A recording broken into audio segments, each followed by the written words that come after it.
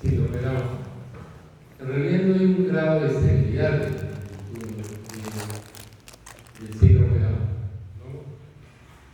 Antes se refería al grado de esterilidad porque los niños que nacían con esta patología eran recluidos en el cuarto más oscuro y en el fondo, ocultando los movimientos de la propia familia.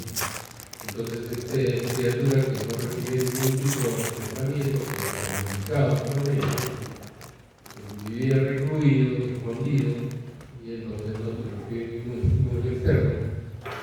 Y finalmente ayudado por el hipotiroidismo que incrementa en 800 veces más la posibilidad de que lo tenga un niño como 8 veces más tenga un niño con síndrome de Down que no lo tiene, que pruebe, o un recién nacido pruebe. Y que a esto se llamaba un retardo mental severo, ¿no?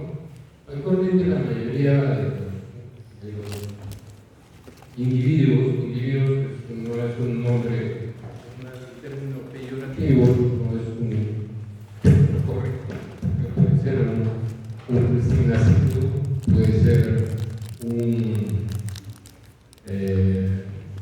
niño, un adulto, hombre, mujer. Entonces está bien llamado un individuo afectado por enfermedad, que no es un defecto génico, sino es un defecto genético que involucra la presencia de un cromosoma adicional en el par de la trisomía de origen. Igual, la doctora Teresa decía, el doctor Zavala, no es síndrome de Down, porque el Down nunca ha sufrido el síndrome de Down. Y usted debe referirse como síndrome de Down. Antecedente de madre y hijo con algún trastorno metabólico, dícese de ketonuria, alcaptonuria y otros trastornos metabólicos, como hipotiroidismo, por ejemplo. Antecedentes de más de 2 abortos de causa desconocida, ya ustedes saben que se llama aborto recurrente. Entonces, fíjense ustedes cómo es la identificación de una paciente con un trastorno de este tipo, abortador recurrente, en el 100%, o sea, 100 pacientes con abortador recurrente, 2 más abortos. Si tú le haces todos los análisis de la paciente, solamente vas a identificar la causa del aborto recurrente en el 50%, aproximadamente. 50%. Pero de ese 50%, el 80% son trastornos genéticos. Pero ya les he dicho que los trastornos genéticos no solamente son trastornos cromosómicos, sino pueden ser por mutaciones monogénicas, pueden ser por factores ambientales, pueden ser por enfermedades mitocondriales que pueden conducir a la muerte de la criatura. Por otro lado, tienen padres portadores de alguna anomalía cromosómica. Por ejemplo, ¿cuántos de ustedes pueden levantar la mano si han hecho alguna vez algún cariotipo? ¿Cariotipo? ¿Sí? ¿Por qué motivo tuviste cariotipo? Fue básicamente por familia. Mi hermana tenía aparentemente pubertad adelantada y me hicieron cariotipo. Tenía gripe, ¿no? Pubertad adelantada, a los 8 años empezó a Pubertad precoz. Pubertad precoz. Entonces hicieron aquí un estudio en sangre de tu cariotipo, ¿no? Entonces, el que les habla si se hecho su cariotipo, porque antes, no sé si tus compañeros me han contado, aparte de ser ginecostetas en el año 89, que estaba de San Bartolomé, en el año 2003 hice la otra especialidad de 3 años en Cayetano de Heredia de genetista, soy ginecólogo y genetista. Entonces, en el primer año explicando la doctora Michelena, a los R1 nos hacía tomar una cámara digital de aquellos tiempos, ahora existen los calificadores.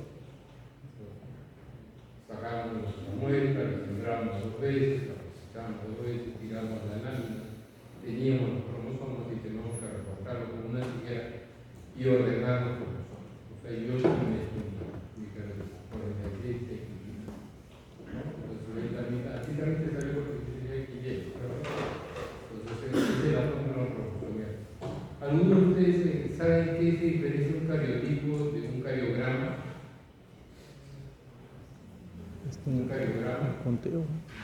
Un cariograma es el ordenamiento de los cromosomas por pares. Este es el par 1, este es el par 2, el par 3. Entonces, esa es la diferencia puntual. En cambio, el cariotipo simplemente establecer cuántos números de cromosomas existen.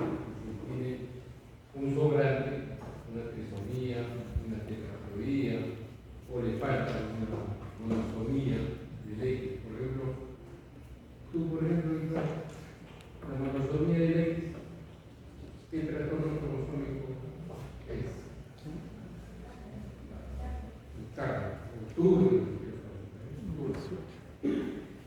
No existe el cromosoma 0 ni O, se llama X0 o X1. No existe, simplemente con coma X. Es el síndrome de Turner o Turner. Padre, por favor, de alguna anomalía cromosómica que me haya desviado de lo que quería decir finalmente, es que 1 cada 750 individuos en el mundo tiene algún trastorno cromosómico balanceado, donde no se ha perdido ni ganado ADN. ¿Y hay alguna forma de identificarlo? No. Se puede sospechar, ¿sí? Lo curioso de la genética, que si tu enamorado tiene poliactilia, tiene como un dedito de mano, lleva a la playa, mira los pies, de repente tiene poliactilia en los pies, hermano, ¿no? Sí. Puede ser que se haya portado en una translocación balanceada. Si tiene líneas lineales, ¿no? En línea, dice la chica le gusta leer la mano, la línea de la pilla. La línea señal es una línea que corta la región palmar de la mano. Entonces, también puede ser un indicativo de que hay una translocación balanceada. Si tú lo volteas y tienes acá como una cola de caballo, acá en la región lumbosacra, una colita, ¿no? O puede ser que tenga translocación balanceada. Le hace caricia al enamorado acá en la orejita, y tiene un apéndice preauricular, ojo, puede tener una translocación balanceada. No te conviene, no importa con él, no hay que, porque probablemente tengas aborto. Se conectado. ¿Otro? Un hijo natimuerto o neonatimuerto sin diagnóstico. Y esto no debe suceder. Antes en Almenal, en Maternidad, en San Bartolomé, en Nucleado, entonces nacía una criatura con una anomalía, lo tenía ahí. Neonatología lo observaba, no sabía qué diagnóstico tenía, se moría, el patólogo le hacía la necropsia, tampoco sabía qué era lo que tenía, y salía con el diagnóstico de un recién nacido, un neonatimuerto con malformaciones congénitas.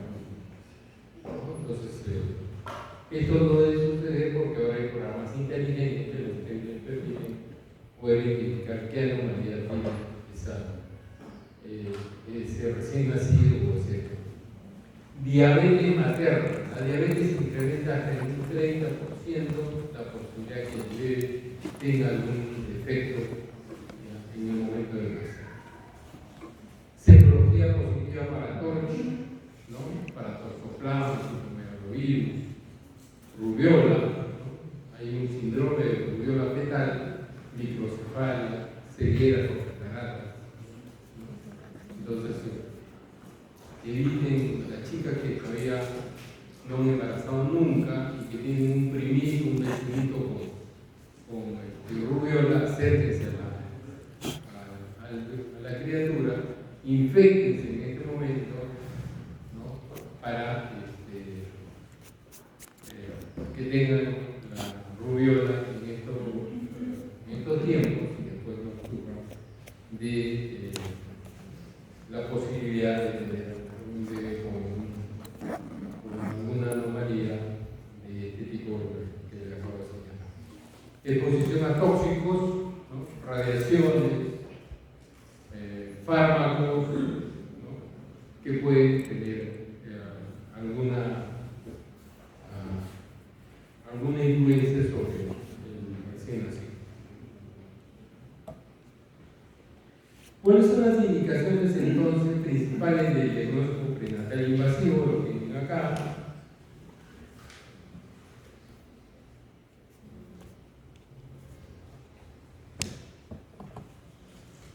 Edad materna avanzada, un hijo previo con alguna anomalía genética, padres portadores de arreglos cromosómicos, detección ecográfica de una malformación,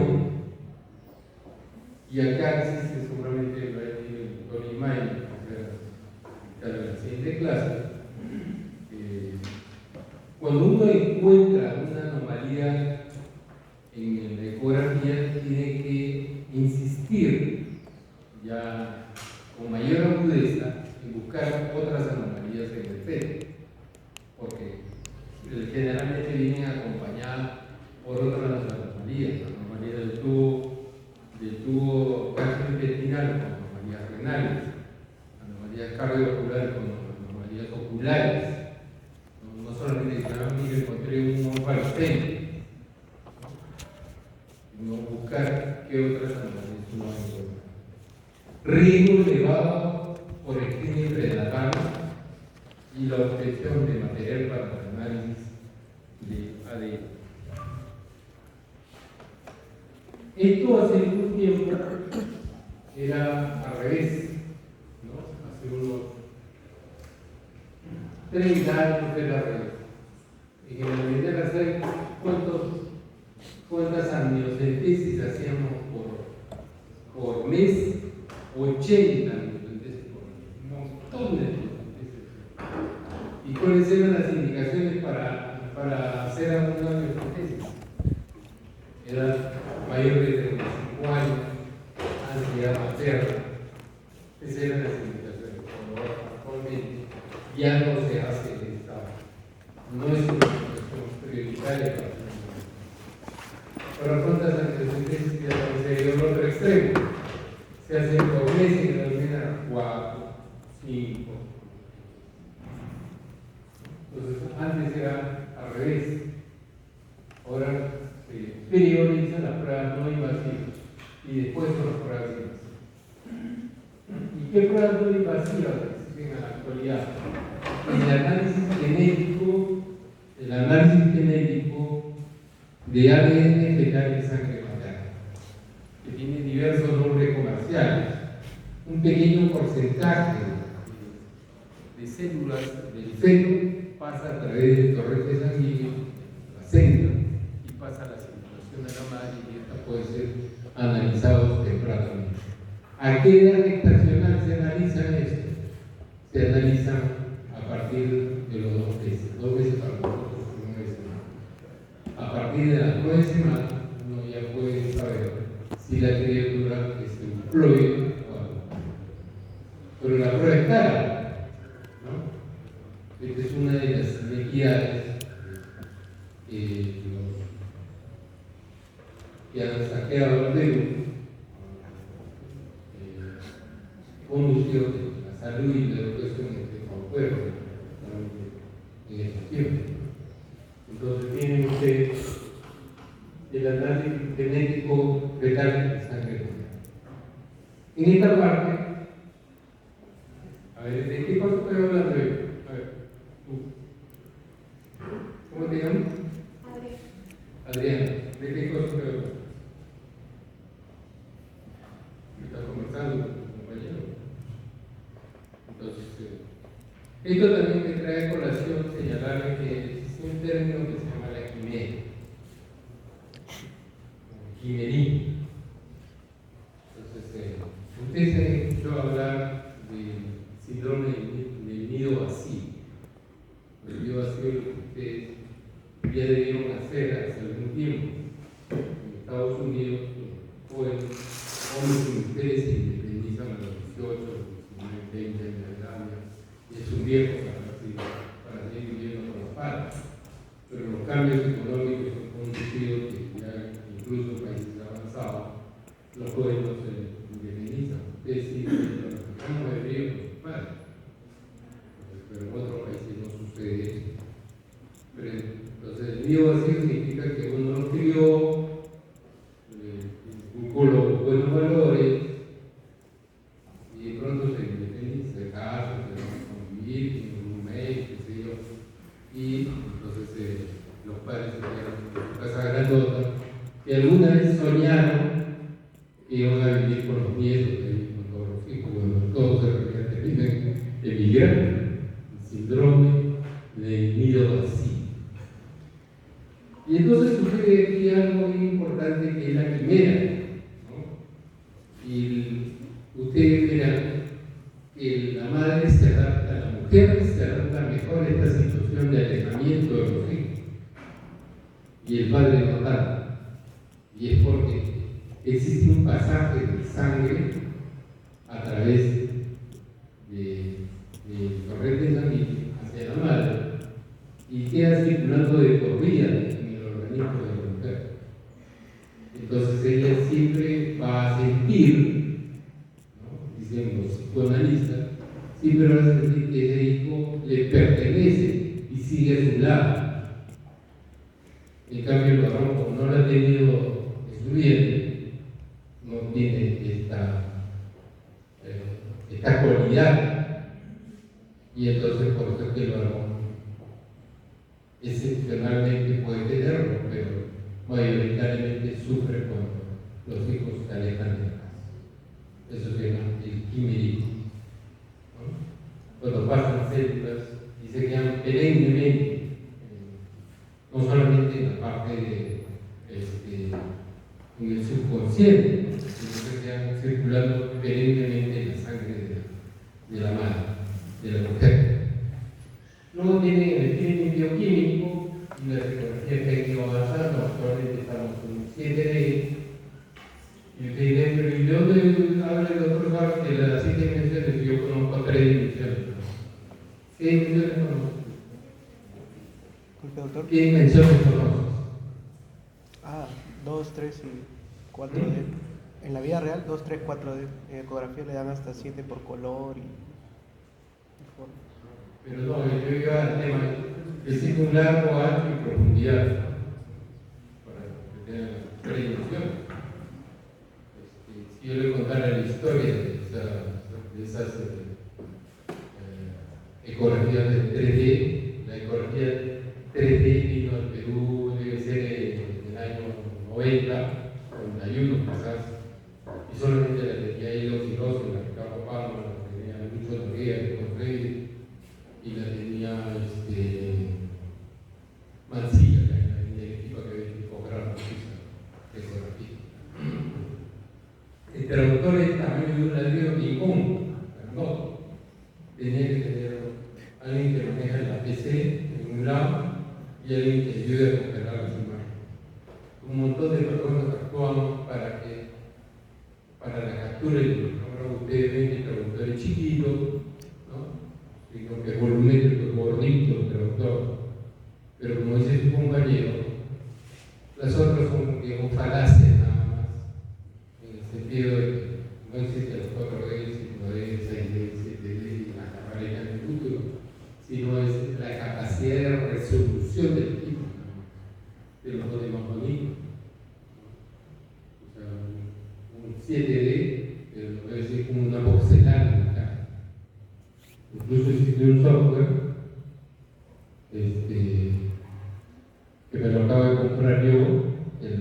Tú utilizar inteligencia artificial que tú captures la imagen ya con 7D, porque yo tengo un 7D, pero entonces te lo arregla con inteligencia artificial y te sale de la casa. Ya, porque está vivo la criatura, ¿no?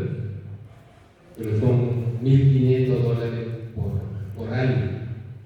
Al año te cortan el permiso para usar el software. Entonces, el precursor de las 4D, de la 3D en tiempo real, no puedo crear un examen, la 4D se puede utilizar en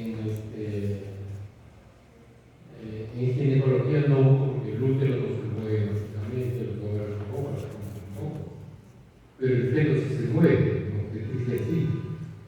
Entonces la 4D es el 3D en tiempo real. Entonces, un 3D sería algo así. Y un 4D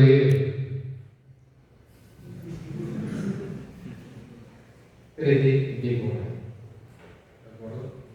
Pero como el que inventó fue la General Electric software, por primera vez cada vez también un paso más adelante que el Indra, los chinos, de los coreanos. O sea, siempre ellos tienen una versión un poco superior. Por ejemplo, ahorita están ellos un 7D, pero un 7D espectacular. Pero por ese precio no me cobro 7D. $280,000. Super caro. Entonces tendría que asociarse entre 4 o 5 y ponerlo en la prueba de los vencidos, para que cobre 500 cada energía. Pues sumo de caro. Solo no lo puedes mantener. Pero el análisis no empieza ahí nomás. Las pruebas se pueden realizar con una biopsia del tronco ectodermo que se realiza en el 5º día. El 5º día de vida, el embrión, ¿qué nombre recibe? ¿Qué nombre recibe el ser vivo en el 5º día? Un blastocito. Un blastocito. Se llama blastocito. Entonces, único otra vez nuevo que se puede biopsiar. ¿Cómo se biopsia? Con una microaguja.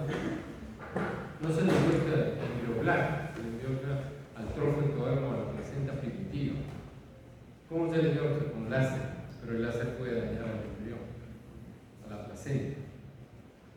O también hay una prueba no invasiva que es como cuando tú te metes a una tina, un jacuzzi, te queda remojado, pero es un plástico. Entonces se hace como un exfoliado de la piel. Y esas células, ellos lógicamente no utilizan agua, sino utilizan medio de cultivo. Entonces van haciendo cambios de medio de cultivo,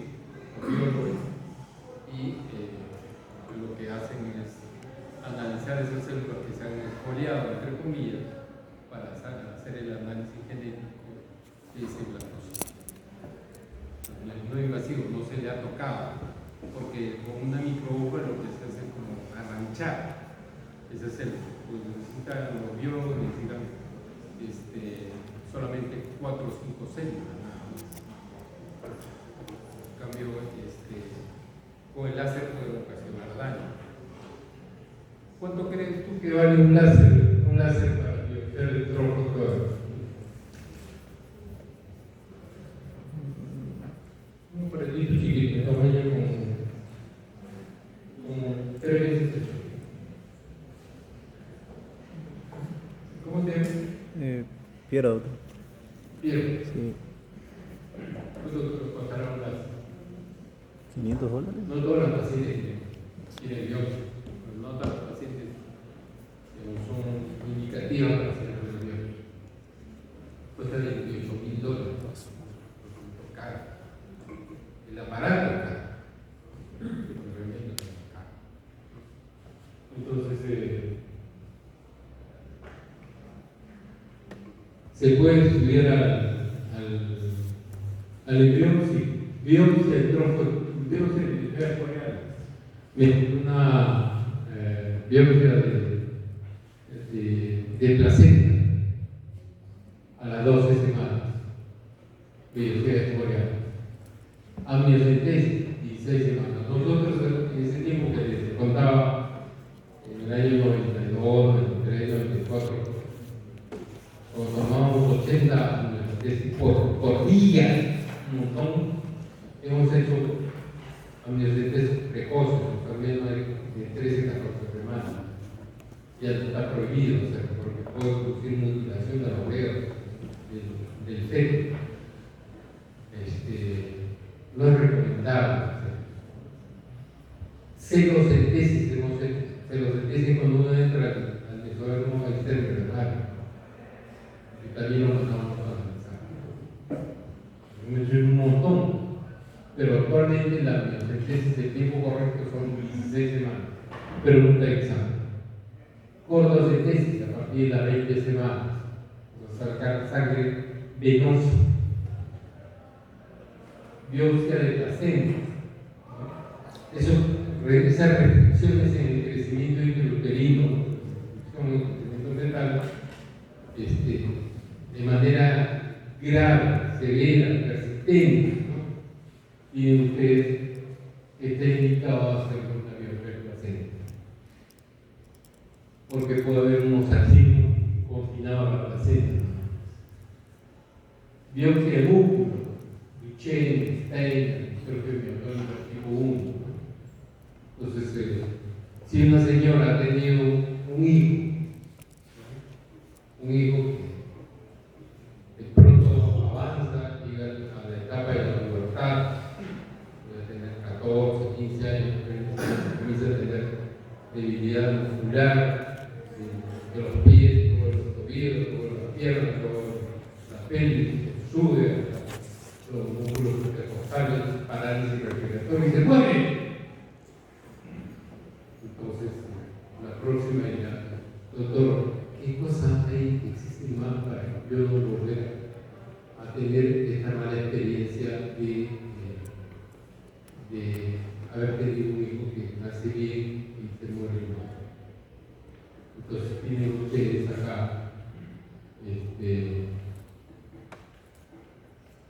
hacer una biopsia para la distrofia muscular del bebé, donde realizan el análisis genético para la distrofia muscular del bebé con la doctora Macete, en neurociencias,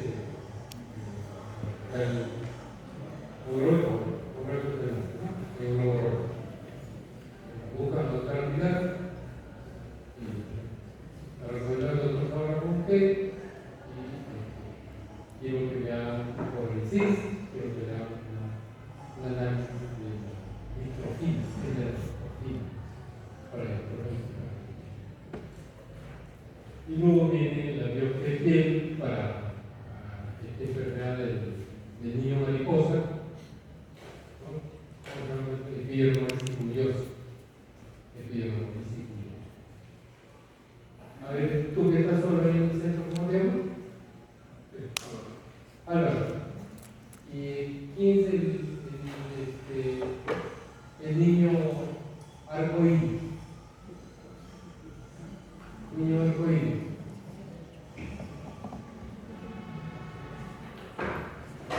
Tiene que aprender nueva tecnología ya que se está manejando.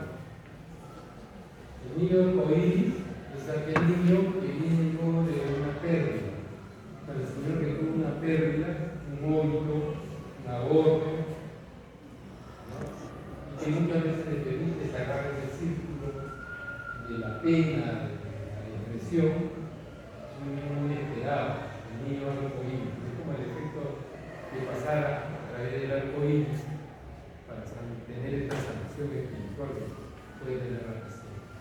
De tal forma que el seguro social, yo creo que bastante, aunque ustedes, digamos, lo forman en la parte cognitiva fundamentalmente, pero como yo le digo a los internos, a los estudiantes, ¿qué te cuesta? Ya la señora viene con dolor acá, tiene una enfermedad. ¿Qué te cuesta? En el momento de pasar visita, darle una sonrisa, señora, buenos días, ¿cómo está usted? De manera que le toma su pulso, la muñeca, una palmadita de hombro, una palmadita de hombro. Señora, no se preocupe, todo va a salir bien, ¿no? Va a entrar un pregrado, una cesárea. ¿Ustedes no creen que la señora tiene una carga emocional recontra negativa? Entonces ya no, a él el doctor lo va a presentar ahora con el seguro social tiene el ESI, en su celular, en su tablet, cuando visita con cosas en el nombre de la paciente, no conoce nada, ya se acabó.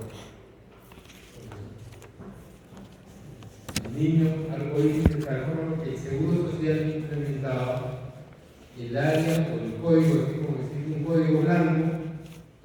¿Saben cuál es el código blanco? ¿No es cierto? Sí, ¿no? Código rojo, grave, código azul, enfermedades hipertensivas, código amarillo para respiratorio, código rojo para cardiorrespiratorio, porque la gente la visita no se alarma. Entonces, el código mariposa. Tiene que haber un sitio privado, un ambiente privado, donde haya personal entrenado para dar información al paciente, con las palabras correctas, con las palabras alientas correctas. A mí me decía la doctora Michelena, doctor Zavala, cuando usted sabe el diagnóstico y pronóstico puede ser problema, pero la paciente no lo sabe, pero cuando usted aborde a la paciente, primero toque lo positivo. Por ejemplo, vas a informar que su niño tiene síndrome de Down. Antes de hacer una sorpresa, luego así por eso superado. Casi nadie pasa las diversas ecografías que se toman en diferentes tiempos los pacientes. Entonces, pero a veces hacían, por eso yo dedicaba una clase que se llamaba de la sorpresa a la certeza. Había nacían inesperadamente una criatura con síndrome de Down. Primero díganme lo positivo. ¿Qué cosa tiene positivo? Tiene positivo, por ejemplo, que yo personalmente conozco individuos, niños o jóvenes con síndrome de Down que pintan, que bailan, que componen poesía, que declaman, que trabajan, que bailan marinera norteña. ¿Tú sabes bailar marinera norteña? ¿Te saldrá cepillado? ¿No? ¿Nunca lo has practicado? ¿Lo has intentado? Yo lo he visto. Y intento bailar marinera norteña, empiezo, me caigo. Estos jóvenes tenían tal habilidad y tal coordinación que primero díganle lo positivo y después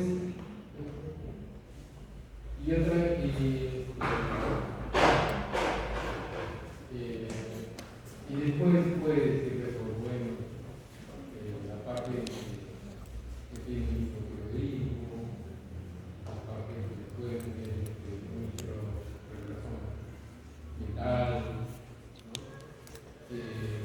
van a tener algunas complicaciones durante su vida. Por eso no tiene mayores cardiopatías, mayores neuropatías, no la afecta. Entonces no nos olvidemos que la hipólisis bullosa yo prefiero.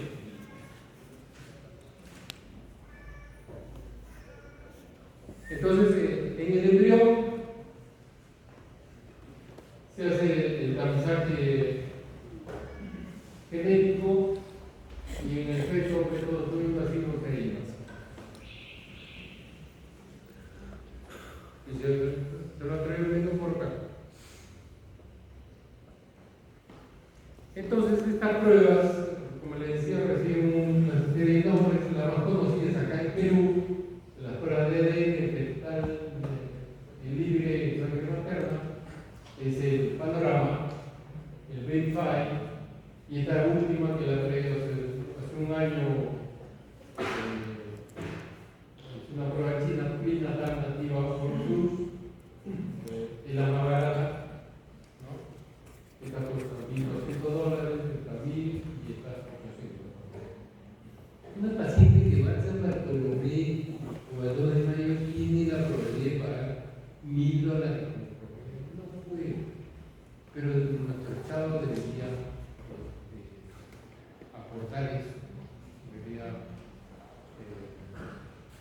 poder otorgar a los pacientes la probabilidad de realizarse esta prueba explicada. ¿Cuál es la principal función del Estado? ¿Cómo se llama? ¿Cierto? ¿Cuál es la principal función del Estado?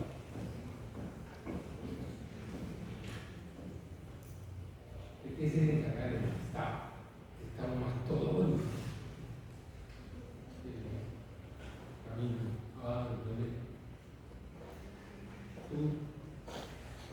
¿Cuál es la principal función del Estado? Proporcionar el bienestar a la población. Y no lo está haciendo. No lo está haciendo hace tiempo. Porque lo saquearon. Lo saqueó el chino, lo saqueó el gringo, lo saqueó el cholo. Todo el mundo lo saqueó. Lo llevaron en trailer. Ustedes todos antes de ingresar a la clase teórica, tienen que tener un frutero, la fruta que deseen, un refresco, un mineral, un jugo, y el salir todo, lo que es público, pero todo se lo llevaron.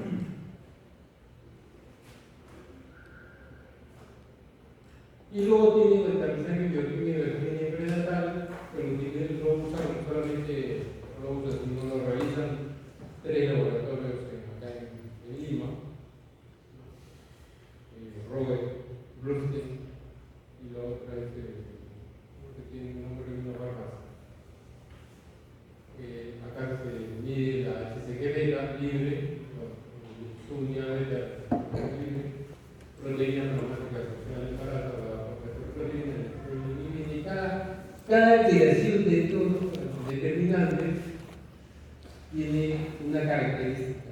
Esto le pertenece, por ejemplo, a la alfa-fetoproteína, efectos del tubo neural, doctor, pero el examen. Está elevado, efecto del tubo neural. Y si tiene HCG elevada, la fracción libre, síndrome de Down. Cada uno tiene algo importante. Y la ecografía genética que hemos visto de las genéticas, ¿no? Entonces, la ecografía genética, ¿cuántas ecografías se debe tomar la paciente gestante? Las que quiera. ¿No? ¿Quiere tomarse 200 ecografías? 200. ¿De hace años? No. Hace 50 años no había el filtro para el ultrasonido y se hablaba de que podía sortear, pero actualmente no, todo está regulado y tiene un rol de seguridad. Las 3 ecografías son las más importantes, la que no debe faltar: una, la ecografía genética, entre 10 y 14 semanas; 2, la morfológica, de 18 a 24 semanas; y la tercera, para perfil biológico y Doppler, para se realizan en 34 y 36, 3 meses, 5 meses, 8 meses. Esas son las que no deberían faltar. Esos son los análisis que se realizan en el diagnóstico prenatal de células fetales circulantes en sangre. Es igual lo mismo, y esto es lo que yo le decía, ¿no? La HCG aumenta la trisomía 21, la proteína inflamatoria asociada al embarazo, disminuye todas las cromosomopatías. La alfa-feto aumenta los efectos neurales, el escleroso disminuye la trisomía 21 y la elimina, aumenta la trisomía 13. Entonces, lo tiene que tener, digamos, yo creo que es importante, está acá y está acá. ¿No? De las 3 en la calle, para poder hacer la interpretación. Pero este es un software que viene múltiplo de la media, no se interpreta así solamente de manera lógica. Y de la paciente es de raza blanca, de raza andina, peso de la placenta, peso de la paciente, es diabético, de diabético, es fumadora. Todos esos datos se introducen en un software y la máquina se encarga, y el valor, lógicamente, que sale de estas pruebas, y lo arroja en múltiples. En cuanto a me vino la paciente, y yo sé que le estadística se toma entre 10 y 14 semanas. Pero me vino la paciente, su médico, ella solita se vino como 9 semanas. ¿Qué? Lo mismo se queda regrese. No, porque va donde ella, ¿cómo te llamas tú la del último? ¿La de la visita? ¿Cómo? Sí. Diana. ¿Qué tal? Jessica. Entonces se va donde ella, las 9 semanas, le dice, vuelve, no agarra y se va donde ella. No le toma la ecografía genética, pero le toma la embriosonografía. Y digo, ¿qué cosas voy a observar ahí? Veo un saco gestacional colapsado, de bordes irregulares, es una gestación que no está yendo bien, está normal.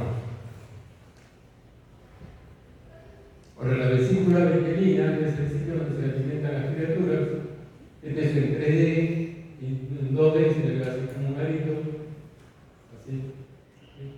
Pero en realidad es como una pelota de fútbol, ¿no? Un conjunto de células donde se alimenta la criatura. El tamaño normal es entre 3 y 6 milímetros. Vesículas vitelinas pequeñitas, anomalías, vesículas vitelinas grandes, anomalías.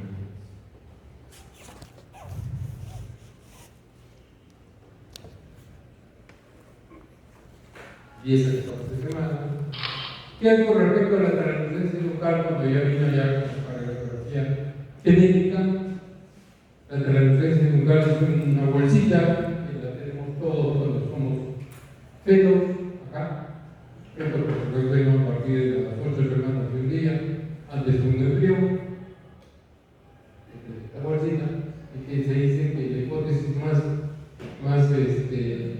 fácil de explicarle a los pacientes es que el tejido linfático que está acá en la cabeza, en el cuello, no puede retornar al corazón, porque el corazón de los fetos aneuploides,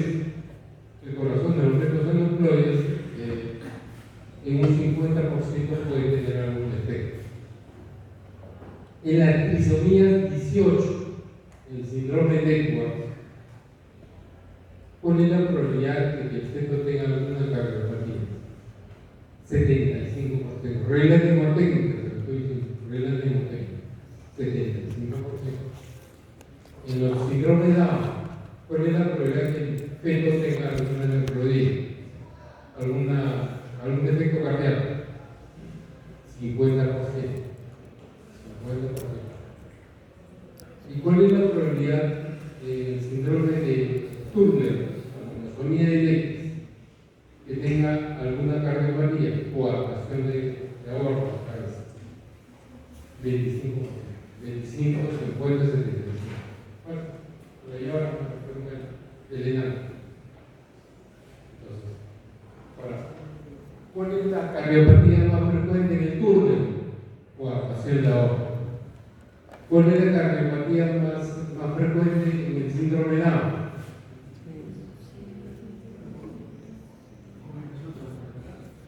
No. Canal atrioventricular. Esa es la anomalía más frecuente. El eco, más del 50%. Y la cardiopatía de feto por síndrome de Down. Canal atrioventricular. Después viene la comunicación interventricular y después viene las anomalías como la tetraplégica. A ver, tú ¿cómo te llamas? Claudio. Y un feto puede sufrir de tetraplégica, ¿no? ¿Por qué? Porque ese diagnóstico es cuando ya nació. El feto puede tener acá una trilogía de fenótipos. Cuando ya nace, se llama tetralogía de fenótipos. Porque no puede tener hipertensión pulmonar.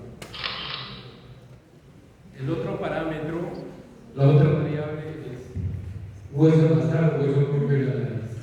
Ausente o presente, antes se medía, ya no salía. Presente o ausente, porque el 80% de los bebitos afectados por síndrome de Down tienen hueso nasal ausente. Como esta foto acá, que lo ven con Mauro Parra, Santiago, y el hospital J abierto.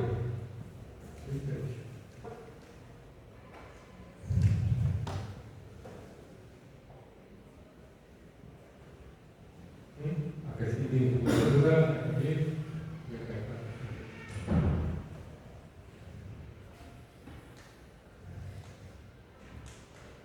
Y el último, o el penúltimo, es el doctor Eduardo Arancio. Arancio es un médico italiano dedicado a la anatomía, que lo describió, el ducto venoso es una venita que es la prolongación de la vena umbilical antes de llegar al vestíbulo y antes de que este vestíbulo desemboque en la vena cava inferior y antes de que la vena cava inferior entre la aurícula derecha. Entonces, los trastornos en el ducto venoso arancio, evaluados con Doppler color, también pueden avisar que se fetos cardiópatas. Y como la cardiopatía es una alteración muy frecuente en los fetos aneuploides, tienen ustedes acá, que es de la onda de la sístole ventricular, de diástole ventricular, y de acá donde estoy llegando, desde acá hasta la línea blanca de acá, se llama la onda A, o sístole atrial. Cuando esa onda disminuye de tamaño, significa, o desaparece, significa que estamos en el conducto venoso de la nación lateral. ¿Y cuál es la última variable? Regurgitación tricúspide. Tricúspide está en el lado derecho o en el lado izquierdo. Tú la que está ahí, por favor. Y derecho y izquierdo está la tricúspide. Medio. El lado derecho. Separa la aurícula del ventrículo derecho. Pasa la sangre de la aurícula al ventrículo derecho. Se debe cerrar con una compuerta herméticamente, pero los fetos aneuploides, esta válvula es floja, es laxa. Hace como una vómito. Se devuelve la sangre del ventrículo derecho a la aurícula derecha y esto se llama regurgitación tricúspide, pero ojo, hay un 7% que es de los fetos normales que presentan regurgitación. Entonces, dicho esto, la ecografía genética se toma entre las 10 y 14 cosas de mientras, la ausencia, hueso propio de la nariz, ducto venoso arancio, la regurgitación tricúspide. Ya no se mide la ausencia intracraneal, lo que se propuso en algún tiempo y era el boom. El ángulo frontomaxilar tampoco ya se mide, no está en los software que deben hacer el cálculo. Pero hay algunas características patognomónicas que conducen a pensar que estamos frente a alguna anomalía del feto, por ejemplo, la presencia de fibroma coli, que lo diagnosticamos antenatalmente, de acá, la tumoración, fibroma coli, característico de síndrome de Turner. No te queda dormir nunca. Turner. No se olviden de que el estudio del citogenético no solamente se saca la muestra en sangre periférica. ¿Ahí qué cosas se analizan? Los linfocitos, ¿no? También el líquido amiocitos, ¿no? También puedo analizar en piel fibroblastos, en videos coriales, también lo puedo analizar. En este caso, si ustedes no se toman una muestra y tienen una criatura que fue cruzada, le podemos agarrar acá su piel de talón, pedimos certificación, le pedimos por su consentimiento a la mamá o a los padres, con un bisturí chiquito, le sacamos un poquito de piel y lo mandamos como un medio de transporte de sangre F10 para que le hagan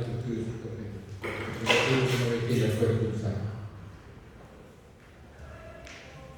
Pero también hay megavejigas, como esta de acá, ¿no? Megavejigas que esta vejiga, la congénita, ocupa más del 10% de la azúcar de la hemorragia y es característica de la trisomía 13. ¿O cómo se llama la trisomía 13? Patado. Patado. Patado. Por la presencia de un carocele, característico del eco, trisomía 18.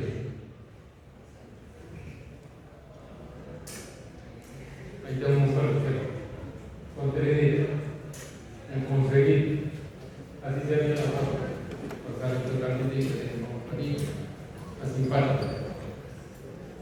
El estudio pregestacional que se los expliqué.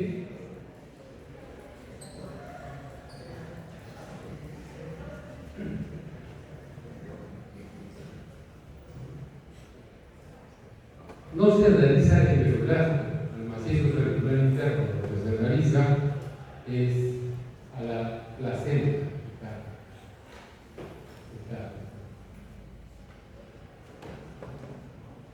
¿Cuántas células tiene el embrioplasma?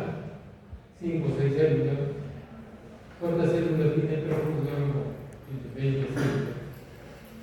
Y esto se van a analizar. Pero quedan todavía preguntas como por ejemplo, esta muestra que estoy enviando y se va a ser analizada mediante una prueba de objeto visual que se llama cruzamiento de siguiente generación. ¿Está representando toda la placenta? ¿O puede ser un mosaicismo combinado solamente en una partecita de la placenta?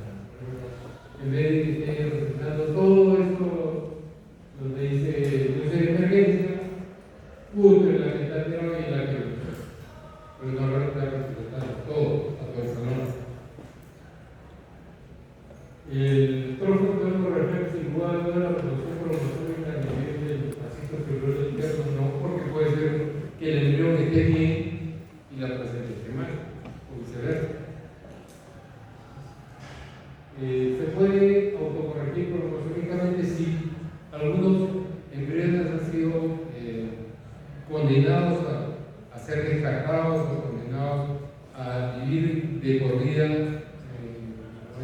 congelado a menos 196 grados bajo cero con oxígeno líquido, porque son fetos aneuploides.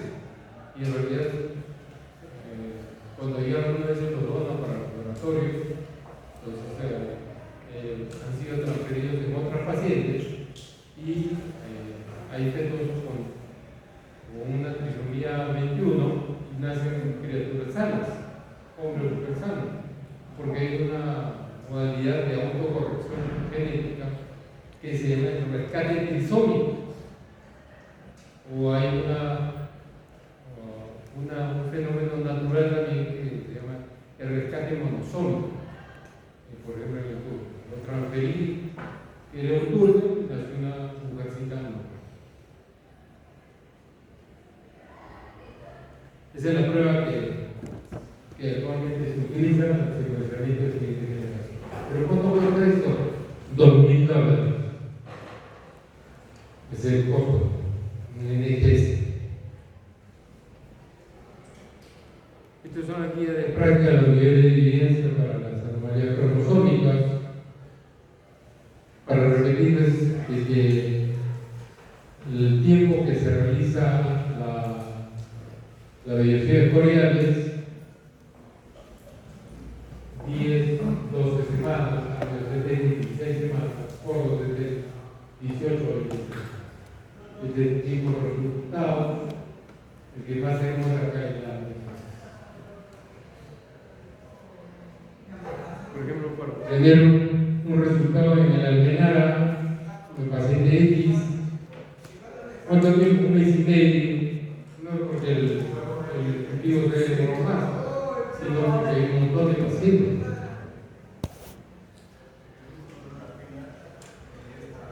Estos son las complicaciones, los factores de riesgo también cuando uno realiza el procedimiento, las técnicas.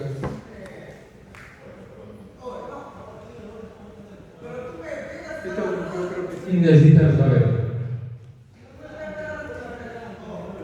El espectro Pisa, ¿se puede diagnosticar totalmente? Sí, se puede diagnosticar. Cuando usted tenga la madre le solicite, los familiares, le soliciten ustedes, doctor, ¿qué cosa puedo hacer para saber si mi hijo es espectropista? Un microbiótico le donamos 3 centímetros cúbicos al doctor Hugo Abarca, que es el jefe de genética del niño de Breña, y él le hace una técnica de conserviento y lo puede diagnosticar ante la casa. Esos son los avances que ustedes necesitan saber conocer. Pero recuerden el mensaje del día de hoy.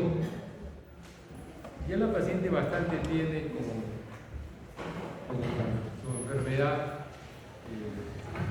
que le ha conducido al hospital. Nada les cuesta a ustedes sus diversas rotaciones de cirugía, de medicina, de neo o de obstetricia, darle una palabra de aliento, tratar de identificarlo con la paciente. Y lo que debemos hacer es diagnósticos precoces, correctos y precisos. Ya no al diagnóstico que antiguamente decíamos síndrome de malformación congénita múltiple. Ya la ciencia ha avanzado tanto que ustedes cuando ponen, estoy observando un feto con encefaloceles hospital, poliactivo, riñones poliquísticos y onfalocele. ¿Qué se ve? Hace 20 años síndrome de malformación congénita múltiple. Pero ahora pones tú en Google o pones en Omil o en loco Medical Database y te salen que es el síndrome de Meckel-Gruber de hace 88 años lo escribió Meckel-Gruber. ¿Para qué? Porque me quiero lucir en hacer el diagnóstico, quiero demostrar que sé mucho más que de conocer esto, no, sino que esto va a permitir decirle, mire señor, Renato, hoy día hemos hecho una secuencia a cráneo encefálico, ¿cierto? Entonces la señora ya me escuchó, le he contado cómo es la secuencia, su aborto terapéutico, su aborto consensual, etcétera, etcétera. Entonces, ¿qué tipo de enfermedad genética es esta secuencia de acráneo encefálico? Multifactorial. Es una enfermedad genética de orden multifactorial. ¿Y eso qué significa?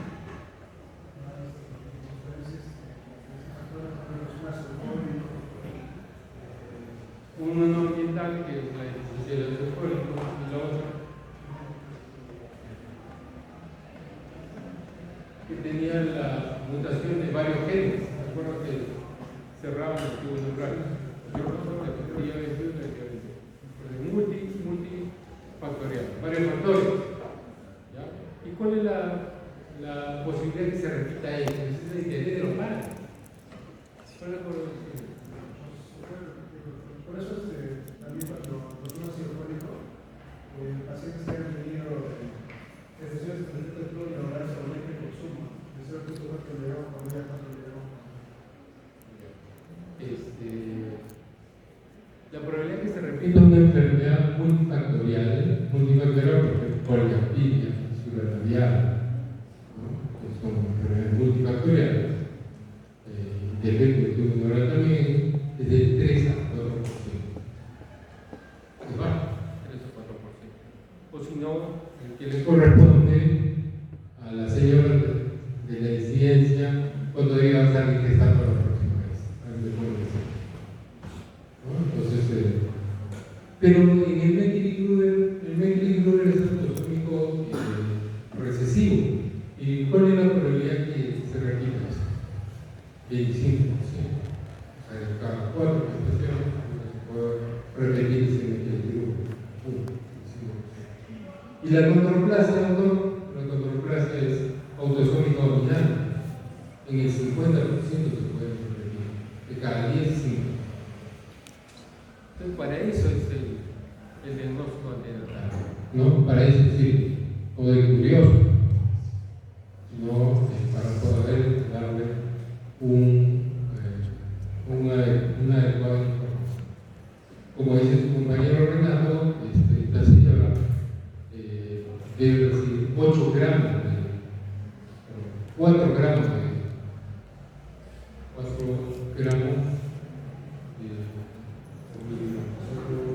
4 miligramos de ácido fólico 3 meses previos a su siguiente gestación. La gestación está planificada. Si por ejemplo salir en enero de 2026, ya debería empezar a partir del mes de octubre a tomar el ácido fólico. Como existen antecedentes de algún defecto del túbulo neural, entonces tiene que tomar 8 tabletas de la tableta que le proporciona, que son de equipo. Muy bien, muchas gracias.